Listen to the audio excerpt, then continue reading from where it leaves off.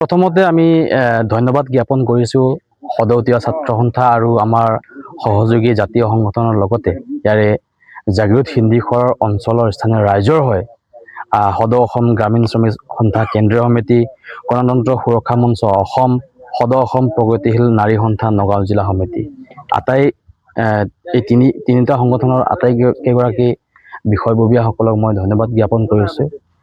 তেওঁলোকে আহি আমাৰ এই আজি যি আমি যোৱা 14 মে'ৰ পৰা বা বৰ্তমানলৈকে আমি যেনেকৈ আমি ভূমি সংক্ৰান্তীয় বিষয় যদি মুভমেণ্ট আমি অব্যাহত ৰাখিছোঁ, এই মুভমেণ্টটোক এটা ছলিডাৰিটি তেওঁলোকে লেটাৰ আজি আমাৰ হাতত প্ৰদান কৰিছে।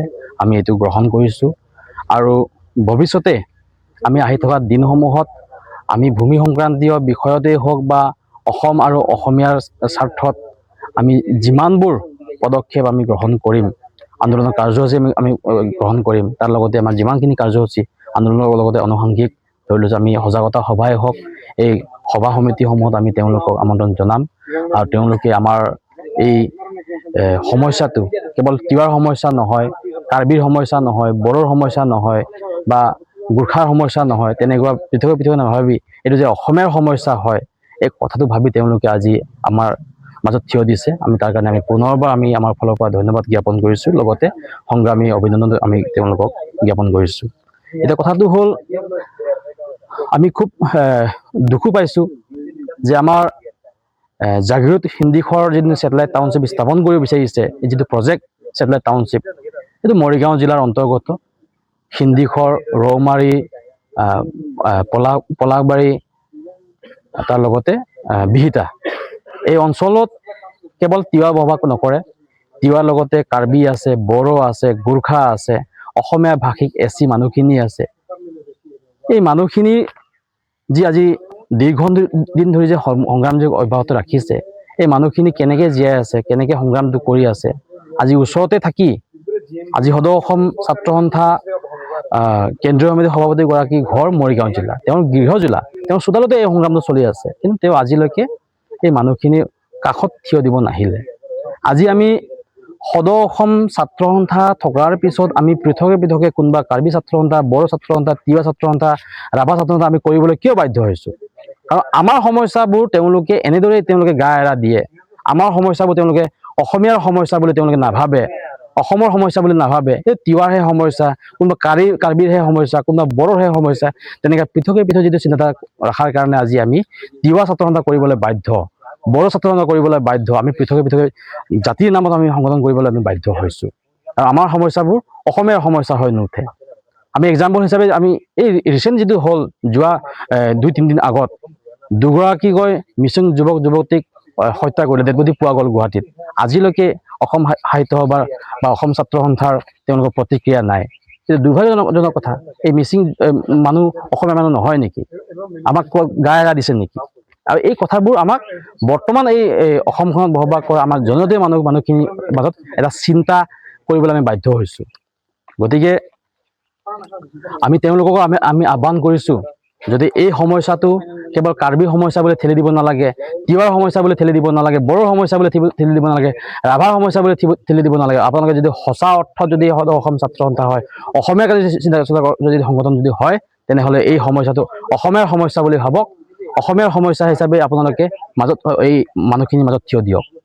আৰু এটা কথা ক'বলৈ আমি বাধ্য, যোৱা আমাৰ এই সংগ্ৰামৰ মাজতেই, সংগ্ৰামটো চলি থকাৰ মাজতেই অসম সাহিত্য সভাৰ সভাপতিগৰাকী, তেখেতৰ কি নাম আছিলে, বসন্ত গোস্বামী ডাঙৰীয়া, তেখেতে কি ক'লে, তিৱা, কাৰ্বি, বড়ো এই ট্ৰাইবেল মানুহসকলে নিজকে অসমীয়া বুলি চিনাকি নিদিয়ে, অসমীয়া বুলি চিনাকি দিবলৈ লাজ পায় বা বেয়া পায়। এতিয়া আপোনাক আমি প্ৰশ্ন কৰিব বিচাৰিছোঁ যে আপুনি অসম সাহিত্য সভাৰ সভাপতি হিচাপে বা ইয়াৰ পূৰ্বৰে অসম সাহিত্য সভা যিটো নেকি এটা সংগঠন, এই সংগঠনটোৱে সাহিত্য চৰ্চাৰ ক্ষেত্ৰত আমাৰ কাৰ্বি ভাষা, তিৱা ভাষা, বড়ো ভাষা, এই জনজাতীয় মানুহখিনিৰ ভাষাক আপোনালোকে কিমান প্ৰাধান্য দিলে?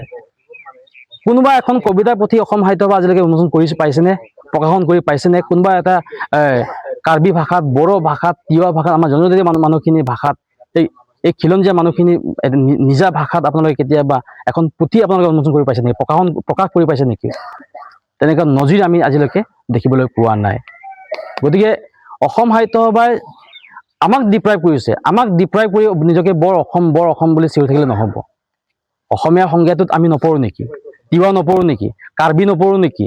বড়োৱে আমি অসমীয়া সংজ্ঞাত নপৰোঁ নেকি? তেনেহ'লে আপোনালোকে আমাৰ এই ভাষা, আমাৰ এই সংস্কৃতি কিয় ইমান অৱহেলা কৰে? কিয় আপোনালোকে আমাক স্থান নিদিয়ে আপোনালোকৰ অসম সাহিত্য সভাত, সদৌ অসম ছাত্ৰ সন্থাৰ মজিয়াত? কিয় আমাৰ দাবীসমূহ বা আমাৰ এই সমস্যাসমূহ আপোনালোকে স্থান নিদিয়ে?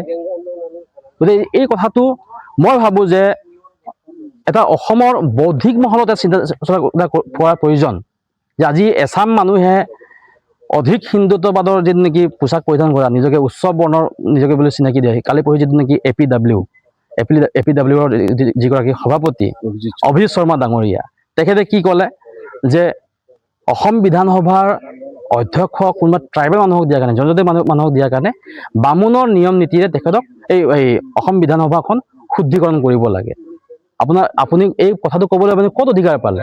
আপোনাৰ লাজ নাই? আপোনাৰ ইমানখিনি সাম্যক জ্ঞান নাই যে যিখন বিধানসভা বৰ্তমান এই দিছপুৰত স্থাপন কৰিছে, যি ৰাজধানী, গোটেইখিনি মাটি আমাৰ ট্ৰাইবেল মাটি আছিলে, ট্ৰাইবেল বেল এণ্ড ব্লকৰ মাটি আছিলে। ট্ৰাইবেল বেল এণ্ড ব্লক ভংগ কৰি, ট্ৰাইবেল মানুহখিনি উচ্ছেদ কৰি তাত ৰাজধানী স্থাপন কৰিলে, এছেম্বলি স্থাপন কৰিলে। তেতিয়াতো বামুণৰ নিয়মৰ শুদ্ধিকৰণ কথা আপুনি নক'লে। এতিয়া বিধানসভাৰ মজিয়াত ট্ৰাইবেল মানুহক অধ্যক্ষ দিয়াৰ কাৰণে কিন্তু বামুণৰ নিয়ম শুদ্ধিকৰণ কৰিব লাগে। এইবিলাক মানুহক এৰেষ্ট কিয় নকৰে এখন প্ৰশাসনে? এইবিলাক মানুহক জেলত কিয় সোমোৱাই নথয়?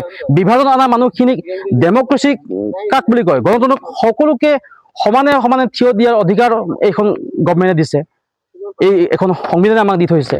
সংবিধানৰ বিৰোধী কথা কোৱা মানুহ, সংবিধানৰ বিৰুদ্ধে কাম কৰা মানুহ এই অভিজিত শৰ্মা ডাঙৰীয়াক আজিলৈকে এইখন চৰকাৰে কিয় এৰেষ্ট নকৰিলে? আমি ইয়াতে আহিলোঁ সদৌ তিৱা ছাত্ৰ সন্থাৰ কেন্দ্ৰীয় নেতৃবৰ্গ, বিশেষকৈ আমাৰ প্ৰমোদ চাগ্ৰা আৰু সহযোগী যিসকল সতীৰ্থ আছে, সংগ্ৰামী সতীৰ্থ আছে, তেওঁলোকক লগ কৰিবলৈ সদৌ অসম গ্ৰামীণ শ্ৰমিক সন্থাৰ কেন্দ্ৰীয় সমিতিৰ তৰফৰ পৰা। আৰু আমি ইয়াত আহিছোঁ যে সঁচাকৈ তেওঁলোকে যিটো আন্দোলন আগবঢ়াইছে, এইটো অসমৰ কাৰণে এটা প্ৰাণিধানযোগ্য আন্দোলন। কাৰণ 102টা বিধায়ক পদ পাই চৰকাৰ গঠন কৰাৰ পিছত আৰু এই ধৰণৰ এটা মেৰু বিভাজন হোৱাৰ পিছত যে আজি মুখ্যমন্ত্ৰীৰ যিটো কনভয় ৰাখি দিছে, এটা সঁচাই সাহসিক আৰু এটা উল্লেখযোগ্য আন্দোলন। আৰু সেইকাৰণে আমি এই নেতৃবৰ্গৰ ওচৰত আমি তেওঁলোকক এই আন্দোলন আৰু আগবঢ়াই নিয়াৰ কাৰণে আমি তেওঁলোকৰ ওচৰত থিয় হৈছোঁ। কথা হৈছে যে এতিয়া চৰকাৰখনে এডভান্টেজ আছামৰ নামত, অসমৰ উন্নয়নৰ নামত বিভিন্ন প্ৰশ্নত আজি ভূমি দখল কৰিবলৈ আৰম্ভ কৰিছে। আৰু এই যিবিলাক ভূমি দখল কৰিছে, সেই ক্ষেত্ৰত দেখা যায় যে আজি প্ৰথম অৱস্থাতে কিন্তু এই ভূমি দখলৰ, ভূমিৰ অধিকাৰটো কাঢ়ি নিবৰ কাৰণে অসমৰ ৰাইজৰ মাজত যুগ যুগ ধৰি থকা যি ঐক্য সংগতিক বিনষ্ট কৰি ধৰ্মৰ নামত ভাগ ভাগ কৰি গোটেই মানুহখিনি বিভাজন কৰি ল'লে। বিভাজন কৰি লৈ এফালে সংখ্যালঘু সম্প্ৰদায়ক তেওঁলোকে উচ্ছেদ কৰিছে, আৰু আনফালে যদি দেখা যায় ডিমা হাছাও, কাৰ্বি আংলং, আজি এই তিৱা মৰিগাঁও, আমাৰ নগাঁও মৰিগাঁৱৰ এই অঞ্চল, ইফালে পলাশবাৰী, ৰাভা হাছং এৰিয়া, বিভিন্ন জেগাত তেওঁলোকে এই ভূমি গ্ৰহণ কৰিবলৈ আৰম্ভ কৰিছে। আৰু এই ভূমি অধিগ্ৰহণৰ কথাটো হৈ আছে যে এইটো কৰ্পৰেটৰ কাৰণে তেওঁলোকে লৈছে। গতিকে এই যে আন্দোলনবিলাক চলি আছে ভূমি অধিকাৰৰ দাবীত, এই আন্দোলনবিলাক হৈছে কৰ্পৰেট বিৰোধী আন্দোলন।